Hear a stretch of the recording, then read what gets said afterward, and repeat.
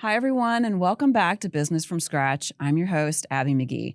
Today's guest is someone I've been looking forward to sitting down with for months, and the stars have finally aligned in our schedules. Parker Wilson is a growth strategist, a sales architect, and a founder who has spent her career doing something really interesting, moving back and forth between building her own things and going deep inside large organizations to help other people build theirs. She's co-founded a company that got acquired.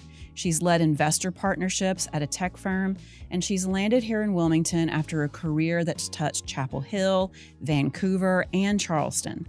But more than any of that, Parker is someone who has kept showing up for her work and her life through things that would have absolutely leveled most people. So let's get into it. You're listening to Business from Scratch, the podcast for people building businesses they love without losing themselves along the way. I'm your host, Abby McGee. Let's get started. Parker, hello. Hi, friend. I'm so glad you're here. Thanks for having me. Yes, I've been trying. We've been trying to figure this out for a while, and I think once we get into this conversation, it'll be clear why it took us a minute to figure it out. And I've been doing a lot of thinking and just trying to figure out how I wanted to approach this, because you have so much in your history and so much going on right now that I wanted to try and find the right way to get to the goods. I mean, it's all good, but like what we need to focus on here. But so we've been talking for a while about this, and like, how do we want to do it? What do you want to talk about? It's quite the buffet for food references. Right. Good job. But I think we've kind of figured it out. Hopefully we'll see how this goes. But the stars aligned for us to finally be in the same room together doing this, and I'm so glad you're here. I'm grateful for it. I have been watching you from afar for a long time. And isn't it funny how we think we really know somebody because we see you on social, we see things about you, and we know you kind of peripherally. But just in the past, few months, really, when we've actually had more conversations over Marco Polo, which I think is a hidden gem. Yes.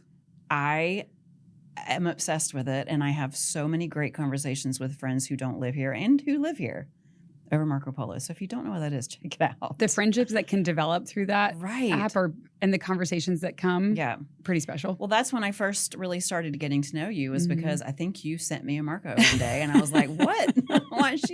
What is Parker doing sending me a Marco? But if and then anyone has my cell phone, you can download Marco Polo and we'll kick things off. We'll just chat. Yes. It's a great way to pass the time in the car. I just talk to all my friends while I'm driving. It is. But anyway, I feel like I'm just now getting to really know you, scratching the very tip of the surface of Parker. So I'm excited to talk to you today. Thank you. Same. Okay, so we're going to get into it. You have a very varied path, history, bringing you to where you are today. You've worked in corporate, you've worked for yourself, you've owned businesses, you've been acquired, you sold most of a business, but you're still part owner of a business, and now you're going into another corporate world. It's a winding road. So I would not even say full circle. There's no shape. It is a twisty turny. It is, and I think allowing some acceptance for that to be really spectacular in its own right, as opposed to trying to find and tie all the things together, has allowed me to move into roles based on seasonality and interest and 1-year goals and 5-year goals. And I think taking the pressure off of finding this end purpose has really allowed a more expansive career, for which now, looking back, I'm super grateful and excited for what's next. I start my next one in 3 or 4 days. Well, we were talking before the camera started going, and I want to go back to what we were just talking about, because I think it was important. Most business owners that I know have a very twisty-turny path to get them to where they end up landing. And we're built for being creative, for project, goal-oriented. Let's do something new, and then we get bored, and then we do something new, and then we get bored. And maybe bored's the wrong word. What would you call it? distracted might be what some managers have shared with me in the past. Easily distracted. I hope my future manager, to whom I'll report on Monday, maybe sees this later after quarterly reviews. But I think, but I've been honest about that I think what I've recognized is discipline is probably something that I could harness more of. And I say distraction because I think we as entrepreneurs have really varied interests. I would say distraction plus getting really excited about things, which, you know, boredom can be a component of that. I also personally am wired that if I can't get it right and it's not what was originally in my head, I start to think, you know, it might be time to move on from this thing. Pushing boulders uphill. I've had some of those boulders. You know, I think sometimes I'd like to set them to the side. I feel like I've gone far enough up the hill. I've taken some pictures. We're good. Well, and I think it's a gift to be able to recognize when it's time to let that boulder go to the side, because we hold on to things too long sometimes. And then we're like, oh, well, I just wasted all that time when I could have recognized this a year ago and moved on to something else. But I think that came with age for me in a big way. And I think just adjusting in seasons of life. For a long time, I would hang on to things as though they were designed to be in my path on purpose. And for a lot of reasons they were, certainly. But I kind of thought, you know, my dad used to always say, just because a door is open doesn't mean you need to walk through it. And I tended to just walk through all of the doors for a long time. I think, too, that's a little bit of a challenge of being an entrepreneur, is that because we're creative and expressive and kind of geared differently, like we were talking about before we started recording, I've often attached purpose to what I was intrinsically built to do and tried to like align all those pieces. And I think the older that I've gotten, and I also just different seasons of life of building relationships and becoming a mom, and which that journey inherently was not easy at all, has kind of, it's shortened the time where I look at something and say, is this worth the time right now? Like, is this the best? Yes. That is the best next step for where we are. And so that time of pushing boulders has gotten shorter and shorter. Well, when you're young, you feel like you have so much time ahead of you. And you have the ability to let things linger because you're like, oh, I'm so young, I've got so much time. Well, the longer that goes on, I mean, now I'm looking back and saying all of that time feels like a blink. Yes. And so I can see how I'm more willing to cut things off more quickly now because I don't have as much time left as I did when I was 20 or 30 or even 40. Like, here I am, half my life is gone. So let's cut to the chase, more readily now. Yes. And I think I was with a couple of my best friends from college recently. Unexpectedly, one of our friends' parents passed. And I think as we start to get through that season as well, where we moved from kind of wedding showers and baby showers to different types of things, that becomes a lot more apparent. And as we were driving, we all recognized how long we've been friends. I have known them for over half of my life. And when I start to look at the last 25 years, we just started laughing and I said, there's no way I'm not older than 25. So there's no way I could have known you for this long. I'm still 25. My soundtrack as I drive to pick up groceries would indicate that I'm definitely still 25. Just saying something. But my personal life over the last 3.5, 4 years certainly has given me even more of an appreciation of the finite amount of time and lack of predictability. Yeah. And so I think I shared with my sister recently, I feel unencumbered in a way I have never felt before and have paid a really high price for that perspective. Yeah. And I think all of us in some way have. And I think choice becomes kind of our outlet in a lot of ways. I remember sharing too, as I was navigating this next career trajectory shift, moving from the mindset of, okay, well, I don't have a choice. Like in my personal space, I'm a single mom now responsible for 3 children financially. And these are the decisions I have to make, and wondering if I had choice. And when I stepped back and looked at the full picture and realized I actually do have a lot of choice. I could move, I could pick a different, all the things, right? And so I think that allowed me to feel less trapped and really recognize, okay, what are the pieces that I want to experience every day right now? What are the things intrinsic to me where I know I can drive value? where I can feel fulfilled. My grief counselor talks about going where it's warm. What are the things where I know I'm chasing joy at all costs in a way that builds, again, more abundance in life, recognizing room for the hard things as well. And I think often when we're in kind of the vortex, again, of finding purpose, pushing the boulders, all the things, for me, that created a path of, I need an out from what is hard. And I did that recently. I stepped back from a really fruitful career and a position I was in for almost 5 years, where I was building something about which I was super proud alongside a team I deeply loved. And I chose to step away, to the surprise of a lot of people, and took 3 months where I was not working. Yeah. Which was really terrifying. Yeah. And I think that space allowed for more of, instead of finding kind of an escape hatch, what is the step that's, you know, a path forward?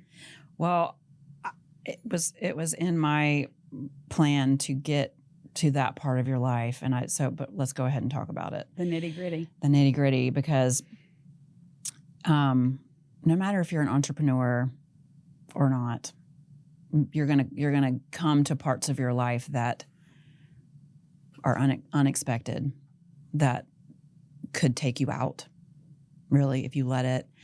So you were, I can't remember the exact timeline, but you were the owner of Squeak, a natural cleaning line, which I love, still love.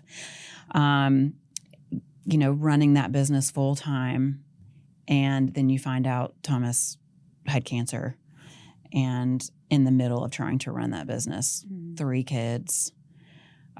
Talk to me about that for a minute, and what led you, because that ultimately led you to selling most of that business so you could focus on what was going on in your family, and then how that has led you, twisty turny path that we talked about a minute ago, to where you are now, because it is such a huge shift in your personal life and in your career. And a lot of people just like shrink and they disappear and they can't find their way through. So let's get into that for a minute. Happy to. I think my tendency has always been to power through. And this has been such kind of a beautiful season of recognizing that sometimes we don't have to power through. Sometimes we can let a lot go, and there's more that comes as a result. I think recognizing that grief can unlock more has been a real gift for me. But stepping back, I was working full-time for an agency based in Raleigh, and I, at the time, prior to that, had been consulting for CPG-focused companies. I finished up a career with Lululemon, which I loved, on their operations and brand team, and took all of that learning into building companies that were kind of in the 3 to 5 year mark. We moved to Wilmington for my husband Thomas's job, very unexpectedly, when I was 32 weeks pregnant. I was a delightful wife. I was an absolute peach. Anyone would have been so grateful to be married to me. We were living in Charleston at the time, deeply rooted there, had gone through a 4-year infertility journey. And so I had so much community in that space of going through hard times there as well, that moving to Wilmington, I just remember thinking, what in the world is in this town? I'd been here once for a wedding. Wait, and you were 32 weeks pregnant with our daughter. With your daughter. With our first. Yes. So I had not entered motherhood yet and knew no one in this town. And remember Googling who are the top female entrepreneurs in Wilmington. It's the first thing. Not a house, not like what neighborhood. I need to find my people. Who are my people? And so grateful for the women that I met early on. But all that said, it was easy for me to shift the consulting side to here, because there were some great small businesses that were really growing, one of which was Squeak. And so started working alongside that original team and had the opportunity to take ownership of the business a few years in. I was working for a tech agency at the time, and the intention was that we would take on the company. I would shift out of that role and into Squeak full-time, and we would figure it out. That was sort of the plan. No plan was the plan in a lot of ways, as is often the case with the greatest entrepreneurs. Right. We will figure it out. We will figure it out. And I'm trying to remember timing-wise. I think it was around... So I I think the twins, I went through IVF again, had the twins. The twins were born the month before the pandemic started, month before lockdown. Fantastic. That was a delight. Yes. And in some ways a gift. Like we had this cocoon of sorts. And if you haven't known me long, I'm 100% extrovert on Myers-Briggs and thrive with people. And postpartum is a living hell for me. Yeah. And so to have no one doing anything, I had no FOMO, which is, a relief. So dark humor moments. But I think when the boys were about a year is when we took on Squeak and worked to grow it with other business partners, two based in Ohio, and had some great opportunities, did a big deal with TJ Maxx and started seeing the business grow. And within a year, Thomas was diagnosed with cancer in December of 2022. And things shifted pretty quickly. His journey was very windy over that next year. As you can imagine, our medical expenses increased. He eventually was forced to go onto long-term disability because of the type of cancer that he had and the treatment requirements, which were pretty intense. We spent every other week in a different, his chemo was in Chapel Hill every week for a year. We were in Cleveland and Houston and Boston and all kinds of different places trying to, there's one thing entrepreneurs are really good at doing, it's problem solving, and cancer became my problem to solve. Right. At the time, I was still working full-time. I had moved over to a new company. Actually, funny enough, a company that I'd reached out to originally to invest in a tech product I was building years before. So another part of the entrepreneurial journey, I think, is just the beautiful tapestry that's woven and the connections that are built. And those connections have continued to support us and still do. So I joined Dual Boot to really continue supporting Squeak and supporting our family because things financially shifted pretty quickly. Right. And with that, it became untenable for me to hold all of it. 3 kids, 4 and under, a ton of travel, no family nearby, but incredible chosen family that has held us up and continues to. I'll get real emotional if I talk about that. And so that journey just sort of evolved into, quite honestly, struggling to keep the business afloat. I made some difficult financial decisions to keep it running, but I think any entrepreneur knows that for something to move in the direction that we want to see it go requires a full court press effort. Yeah. And I was fragmented across so many things. I thought at the time that being a generalist and having absurd amounts of energy would allow me to do everything and do it really well. And I learned that spreading 100% of energy across a lot of things means that everything gets about 20 to 30%, possibly. And learned really quickly that grief takes up about 80% of that. Right. We learned really quickly that grief would become a long-standing partner in our continued life. I think anticipatory grief is something we miss talking about. And I think recognizing that when there's what I've learned in the grief journey is the shift from grieving diagnosis and grieving prolonged disease. And for us, unfortunately, we also had to grieve an end result that we did not discuss, did not plan for, did not want to plan for. Thomas passed June 18th of 2025 after an absolutely just superhuman, heroic effort to stay here for his family as long as he could. He beat every odd 10 times over. I actually did not learn until 3 weeks after he passed that there are no known survivors with his exact genetic fusion. We never read, we never wanted to. And I think that allowed us to live differently as well in it. His decline was over like a 6 to 9 day window that we really did not see coming. He was mid-treatment. He was pushing towards a clinical trial. And things progressed really quickly. So we moved to a new season. And I think even earlier on with Squeak, we knew really like October, November of he actually almost passed in March of 2024 from I remember that chemo-induced sepsis, which was wild. Yeah. He was given a 0.5% chance to survive, and in true Iron Man fashion, wasn't ready. And so that, I think, really was the beginning of recognizing, okay, even if we get to a part of this journey where we might have more time, this will be an ongoing part of our life that requires full attention. Yeah. I deeply love Squeak. I love the founding team.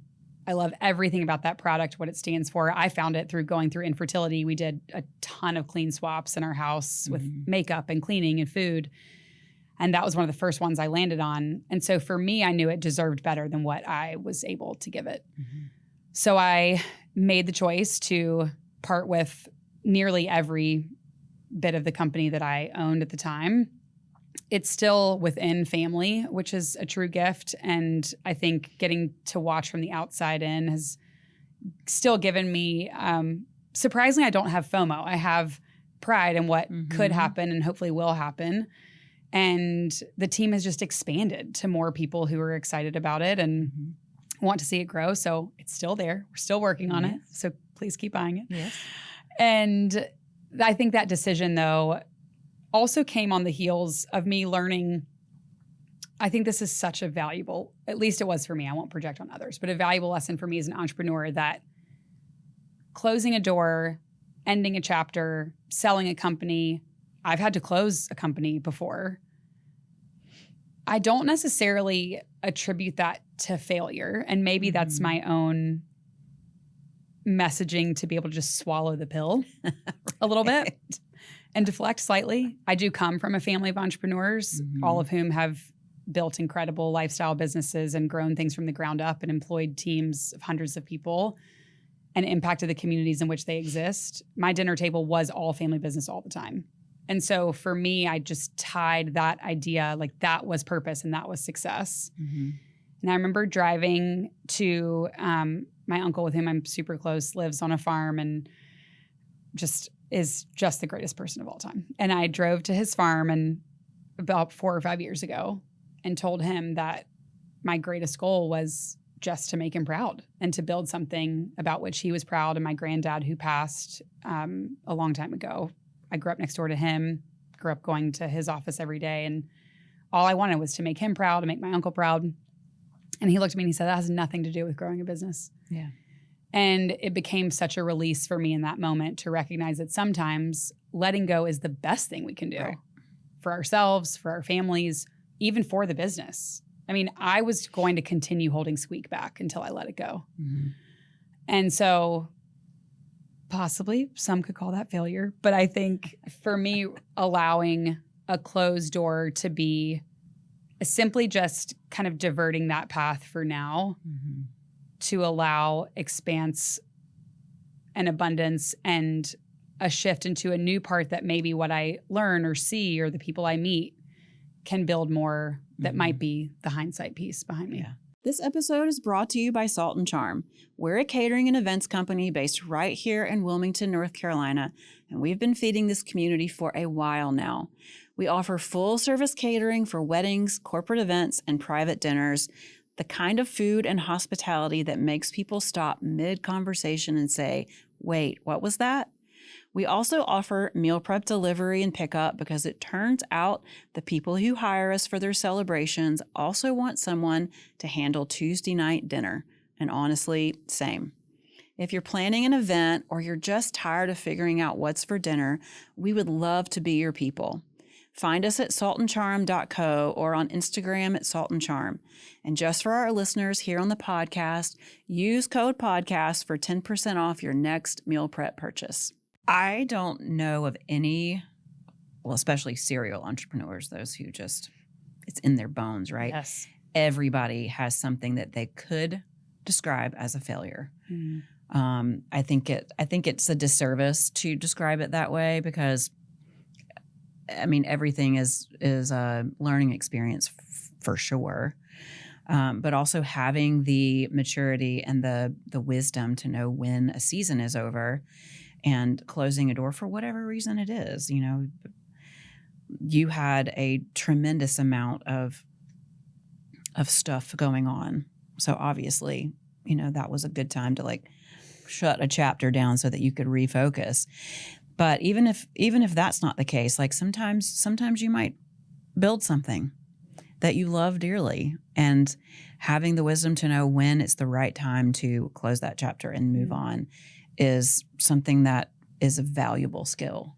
You know, I remember when we decided to sell the Ibis, and I get super attached to my projects. I do. They are like children to me. You dream of something, you create it, you build it, you watch it become what you only had a little thought about at some point, and you see it actually happen. And then one day you're like, yeah, but I don't need to hold this forever. You can't do it all forever, all the time. And so I remember the mental gymnastics I had to do to get to the point where I could hand it off to somebody else. I think that that's such a huge skill for people who are building things, to not look at it like a failure, but to look at it as a season that is changing. I do think it's a lot like parenting. Yeah. I read something the other day that said, I might get it wrong, but essentially said, raising kids is like diving into a book and you don't know the ending of the book. And I definitely cannot unsee that quote in a lot of ways. And certainly grief brings a different perspective to that. And I think in some ways, businesses are like that too. We don't necessarily know the path they will take, or I think the impact they have. I remember working on a product. I had a small beta launch, built it out for a year while I was working full time. As you can tell, I'm the queen of the side hustle. And speaking of distraction, and I remember I sought investment for it, all the things. And I remember sending out an investor update. Shockingly, no one gave me money. And I remember calling a mentor and I said, I just rehashed the revenue model 10 different ways. You did not tell me it was absolute crap. And he said, I needed you to come to that resolution here. And I was like, awesome. Thanks for the amount of time I spent on that. But I remember sending out an email because I recognized that to build that business, it would take an inside sales team of 50 people for it to work well. And I wanted to build something that was dynamite for small businesses and a really powerful data warehouse, and something that could really turn the tides for the companies that I had been surrounded by as a kid, honestly. I didn't want to run an inside sales team. And I think that's the other piece of building a business. Sometimes what we set out to do, we end up having to do something completely differently for that thing to be successful. Right. And I remember sending out an investor update and said that I was, closing down the beta. It wasn't the direction. And an investor based in Durham who I deeply admire. He's been a mentor for a long time. I consider him one. He might not say that he is, but he's just fantastic. And he emailed me back and he said, I'm so proud of you for making that call. And I remember thinking, for someone who I consider incredibly successful, has backed countless businesses that have done really well, has such an eye for what a success trajectory looks like, to congratulate someone for stopping something was such a shift for me in perspective. And I think, again, ownership of choice and the relief that comes from that. So I guess my other kind of takeaway is that if you have the great fortune of sitting in a position of kind of, I would say almost authority within business, where you're handing out advice left and right because of your trajectory, celebrate people who recognize an ending that's just as important as an exit. I think this is so important to talk about, because for a couple of reasons. Number one, it takes some pressure off, I think, if you can look at your future with this in mind, right? It takes the pressure off that I can try something. I can take a leap and work on building this thing. And if it doesn't work, that is okay.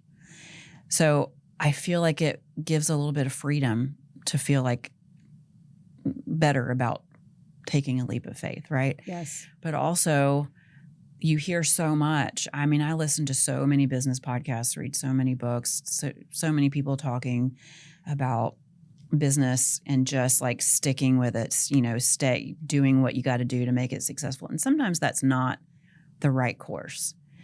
There's such freedom in what you're saying. There's freedom to be okay to start something and freedom to be okay to stop it if it's not working. I think this idea of permanence is really limiting that we think if we make this initial decision, certainly, we hear the analogy all the time, right? Of if you, and this is coming from the girl who despises flying, but does it anyway, leaning into my Enneagram 7 nature. But if you turn an airplane, I think it's like two, really minute difference, you end up in a completely different destination. Yeah. Somehow, and maybe I think especially as a woman, I've really allowed that to sit with me, that if I make this choice, there's this element of permanence where I'm just locked and loaded into this one direction. And it can certainly, I think, have impact. But I also think that the allowance of an endpoint, a stop that may not look like the one that you want, also gives a lot more freedom to try something, to start something. I mean, I met someone who shared that there was thought that women didn't start as many businesses because they're more risk averse. And I countered that pretty quickly. Oh, yeah. I bet you did. I sure did. And without getting into all of the dynamics, and I deeply respect this person, tremendous investor, brilliant guy, I would argue that's not the case. And in fact, in my most recent interview, that conversation came up. The question was, do you consider yourself more risk averse because of what's happened to you now that everything rests with you to care for your 3 kids? And I said, quite the contrary. I am extremely risk prone now because I know that this all ends. And I'm really proud of the businesses that exist in Wilmington. But guess what? Even if someone's gone or here, that business will either keep going or not keep going. Right. They all have this trajectory that will happen eventually in some form or fashion. And I think too, the other piece that I found interesting specific to Wilmington, I remember going to an entrepreneurial event when I first moved here, trying to find people. When you were 32 weeks pregnant. When I was 32 weeks pregnant. So pregnant. Golly, Pete. Bless. She was pure Bojangles, so but not gonna lie about that. And funny, with the boys, I crave salad, which is so strange. Interesting. To be pregnant with twins. Regardless, the conversation was around defining success in the form of exits and IPOs, which I took a lot of issue with. I think success can be really subjective. I mean, I grew up in family businesses that one existed for 75 years before it closed. The other one is still going strong and has tremendous impact in the community in which it exists. And the previous business also supported, I'm from a town of 14,000 people, and that business employed a lot and left behind a lot in a beautiful way. I think that's success in its own right as well. And so I think I say all that because my sister reminds me I'm the queen of the ADHD tangents. But I say all that because I think also when we get attached to this idea of permanence, we really lock into an idea of that outcome of what we think it needs to be. And again, in the analogy of parenting, we can pour and invest and do all the things. And, that redhead's still going to take on a life of his own. Right. It's going to turn out completely opposite what you think it is going to. 100%. Yeah. Sometimes I look at my daughter who I adore and I'm like, how did I birth you? Like what's going on? And I think she's one of the most extraordinary humans ever. And I don't know how. So that's such a good analogy. Like if you can think of it, there's so many ways, there's so many paths to success. And sometimes that is closing a door and ending a chapter. And that's okay. It is. I also think it allows a mirror of the hard things in a way that we can't see otherwise. I shared this recently in talking through perspective. Someone asked the question, and I've asked it too, even though I don't like hearing it, but I just don't know how you've gotten through it. I don't know how you've done the things. And I saw a quote recently that said, I didn't survive this. I'm a completely different person than I was before. Yeah. And I thought it was really compelling in the business space too. There have been a lot of moments.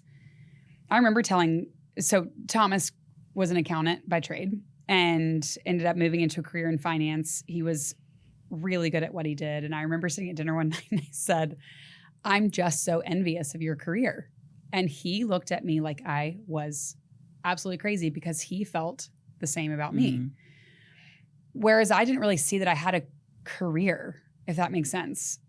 I felt like I started believing a narrative that this jumping around meant that I wasn't successful in any one thing, as opposed to seeing kind of the bigger story and picture. And he said, I just happened to be really good at math, and I seriously needed to stay in Chapel Hill for an extra year. So I got my master's of accounting. And he didn't love it. Mm-hmm. I mean, he loved the last part of his career when he found the blend of all the things that worked well. Mm-hmm. But he chose to lean into something that was a skill set. And I told him often I was envious of physicians and lawyers and teachers who just had a plan and went for and had a path. And I didn't ever see what I was doing as a path.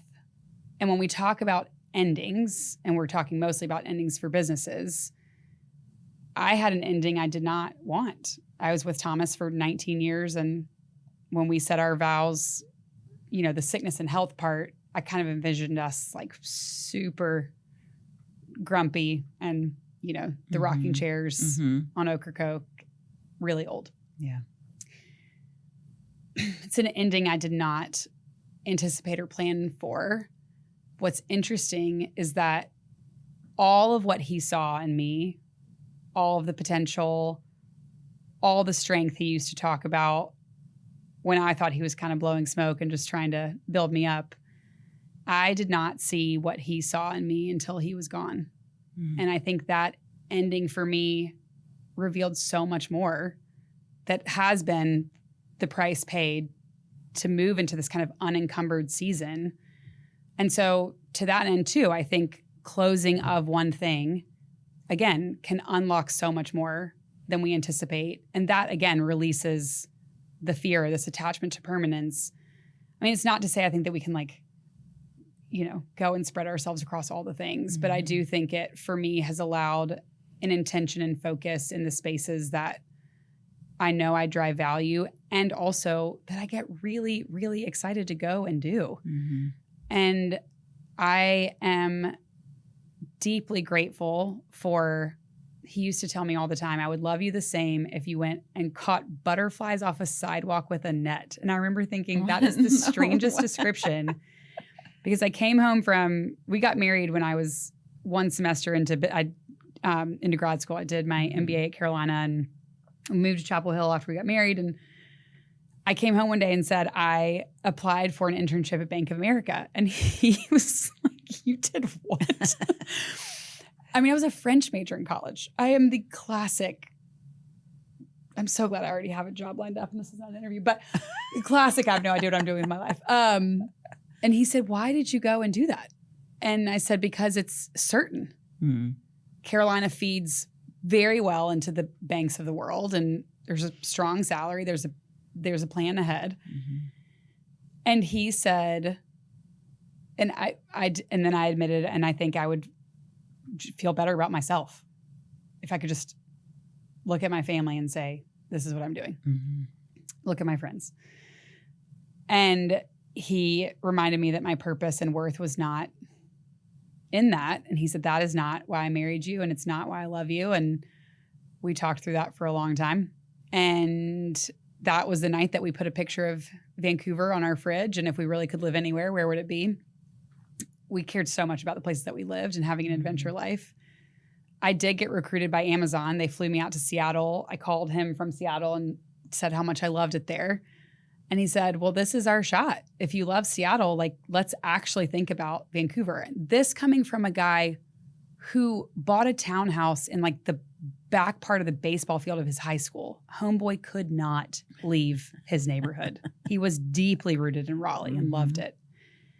And so I went through the UNC alumni database, found one guy who lived in Vancouver, sent him an email and said, do you know anyone who's hiring? And he said, matter of fact, one of my best friends happens to lead operations at Lululemon. Would you be interested in talking with her? And I came from family business and manufacturing and apparel, so it was a great segue for me. Flew to Vancouver, had an interview, got the offer, and we moved shortly after I finished school. And I guess that, again, long tangent, in, you know, breaking free of narratives and really allowing the people who do know us sometimes better than we know ourselves also give space to new and different. And I think that experience of cultivating adventure, saying yes to things I would not have considered for myself previously. What a gift he gave me in that time. And his insistence on building that up throughout our 19 years together. Seeing what we have done as a family of 5 with him for 2.5 years, and now as a family of 4 with him just a couple inches away, since it's been 13 months now, I am awestruck by what we have done together and apart. And that ending has allowed so much that I never thought possible. What a wild ride. Has been that. I love that he was able to, from early on, instill in you that freedom, even in his passing. Yeah. You know, the additional level of freedom that you have found is difficult, but inspiring to watch, that you are moving forward. And, you know, seeing you, I think you told me that you quit your job over Marco Polo. Yes. A while ago. And big then, things happen on Marco Polo. Yeah, man. Y'all are missing out. You found out all the stuff. And I was like, okay. And then I was so excited to, you know, I knew you'd find a place to land that was amazing. And you have. Yes. And it's one of the things I wanted to touch on is, you know, being an entrepreneurial minded person. And we talked about this again before the camera started rolling, and now I want to get into it again, but being an entrepreneur and now moving into a role where you are an intrapreneur, which I think is such an interesting thing to do, being, you know, working for somebody else, but being in charge of building that part of the business and taking it on as a leader, as a builder, and, you know, using the skill set you have as an entrepreneur, but for somebody else.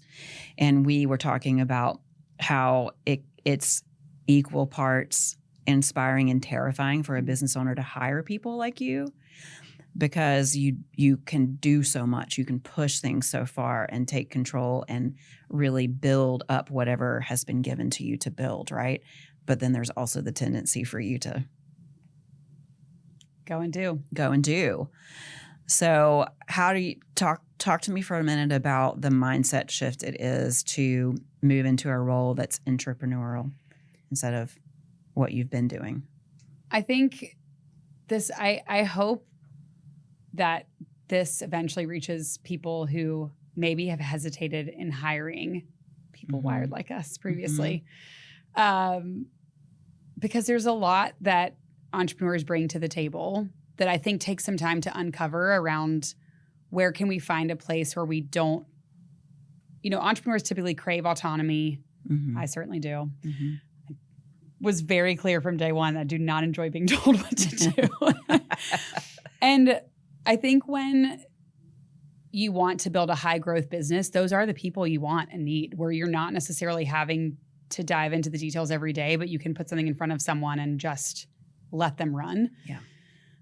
I had a good taste of that in my previous role. So I joined a software development agency that was really founder focused. We specialized in startups that were kind of in the 1 million annual recurring revenue space and beyond.